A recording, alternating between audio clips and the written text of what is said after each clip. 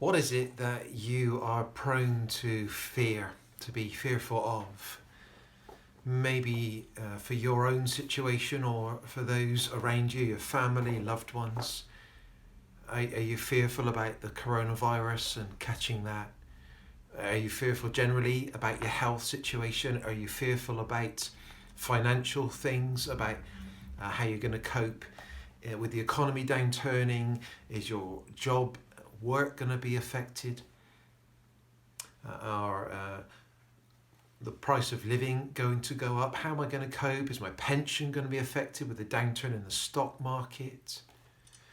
Are you fearful about job security? Are you fearful generally about the future and the aging process, death itself?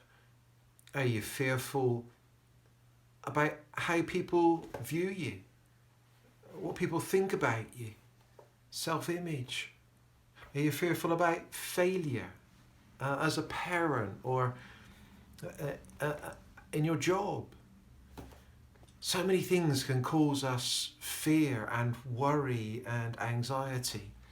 And as you know, as I mentioned the other week, I've been reading this book by Paul David Tripp, and he speaks some wonderful things. And one of them he speaks about is this subject of fear and how we conquer fear. He says it's only fear of God that has the spiritual power to overwhelm all the horizontal fears that can capture our heart. These relational, situational, location fears are only ever put in their proper place and given their appropriate size by a greater fear, fear of the Lord.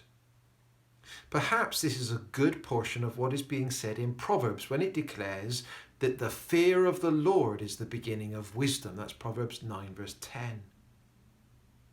Allowing yourself to be twisted and turned by whatever fear has you at the moment is an unwise, unstable, and unproductive way of living. It can be a roller coaster ride, can't it? Being pushed and pulled and turned by our emotions, by what we're fearful of. And he says, living just to alleviate fear never leads to being fear-free. So we can do 101 different things, can't we, to try and alleviate fear, make ourselves feel better. Maybe an example with the fear of the finances, we can try and build up a big healthy stockpile so we don't need to worry. Well, I'm not saying it's necessarily wrong to have savings, but if we're constantly thinking about what can I do to alleviate my fear, he says actually that doesn't make fear go away. He says it simply makes you more fearful of fear, more fear alert, and ultimately more fearful. Because you're constantly thinking about that fear and how to alleviate your fears. So it increases your fear.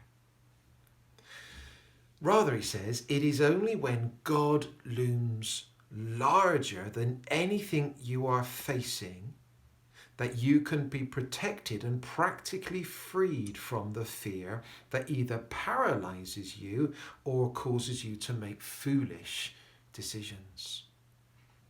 And God becomes bigger in our mind, in our eyes, in our hearts than anything else we're thinking or worrying about. He says wise, stable, and fear-free living doesn't require you to deny what you're facing, but rather looks at what you are facing from the perspective of a gloriously freeing and motivating fear of the one who rules all things that you would otherwise be afraid of. So why don't you think now about the thing that most causes you to fear?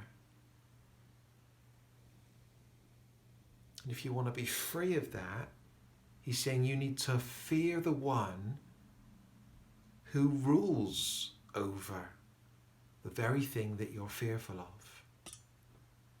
And that ties in with a verse in the first part of Ephesians that I encourage you to read, where Paul is praising God that he is sovereign and he's called us to belong to himself. And he says in verse 11, in him we were also chosen, having been predestined according to the plan of him who works out everything in conformity with the purpose of his will. And we all have a will, desires, plans, but not all of our plans work out exactly in conformity with our will and our plans.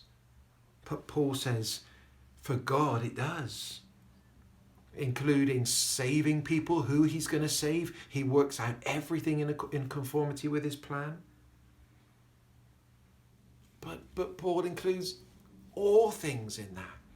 Everything in our life works out in conformity with the purpose of his will.